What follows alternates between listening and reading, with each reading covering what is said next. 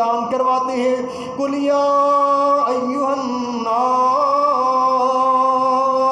إِنِّي رَسُولُ اللَّهِ إِلَيْكُمْ جَمِيعًا، اے پوری کائنات کے لوگوں، میں تم سب کی طرف نبی اور رسول بن کے آیا ہوں۔ پہلے جتنے نبی آئے، رسول آئے، سارے اپنی اپنی قوم کی طرف نبی اور رسول بن کر کے آئے۔ سب کا خطاب اپنی اپنی قوم کو تھا، سب نے اپنی اپنی قوم کو مخاطب کر کے خطاب کیا، لیکن میں صدقے جاؤں محمد مصطفیٰ صلی اللہ علیہ وسلم کی جب باری آئی تو اللہ نے کہا، اے نبی، آپ نے صرف مکہ والوں سے خطاب نہیں کرنا، صرف مدینہ والوں سے خطاب نہیں کرنا، صرف سعودی عرب اور حجاز کے لوگوں سے خطاب نہیں ہے، آپ کا خطاب پوری دنیا کے لیے ہے۔ اسی لیے آپ نے فرمایا، قُلْ يَا أَيُّهَا النَّاسُ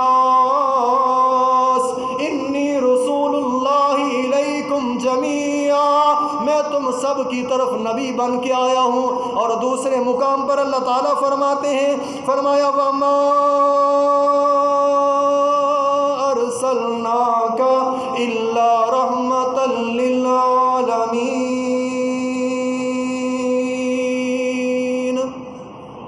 اے نبی، ہم نے آپ کو تمام جہانوں کے لیے رحمت بنا کر کے بھیجا ہے۔ یعنی یہ نبی ایک وقت کے لیے نبی نہیں ہے، یہ ایک ٹائم کے لیے نبی نہیں ہے، یہ ایک بستی اور قوم کے لیے نبی نہیں ہے، بلکہ یہ نبی تو جہانوں کی رحمت نبی ہے۔ اگلا مقام اللہ تعالیٰ فرماتے ہیں، ما کان محمد ابا احد من رجالکم ولکن رسول اللہ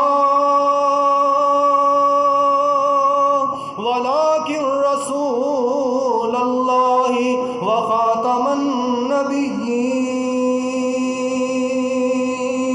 وکان اللہ بکل شیء علیما۔ اے محمد مصطفیٰ صلی اللہ علیہ وسلم، ہم نے آپ کو ان مردوں میں سے کسی کا باپ نہیں بنایا، بلکہ آپ تو اللہ کے رسول ہو اور آپ خاتم النبیین ہو، آپ نبیوں کے خاتم ہو۔ آپ کے بعد نبوت و رسالت کا سلسلہ اللہ تعالیٰ نے ختم کر دیا ہوا ہے،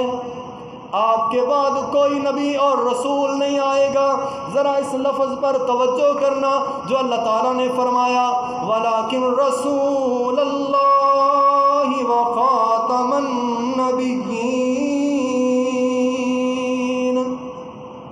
فرمایا ہم نے آپ کو نبیوں کا خاتم بنا کر کے بھیجا۔ اب اللہ تعالیٰ نے قرآن مجید کے اندر فرمایا نبیوں کا خاتم، کیونکہ رسالت تو آپ کے بعد کسی کے بس کی بات ہی نہیں تھی کہ آپ کے بعد کوئی رسول ہوتا، کیونکہ اللہ تعالیٰ نے 1,00,000 کم و بیش 24,000 پیغمبر و رسول بھیجے،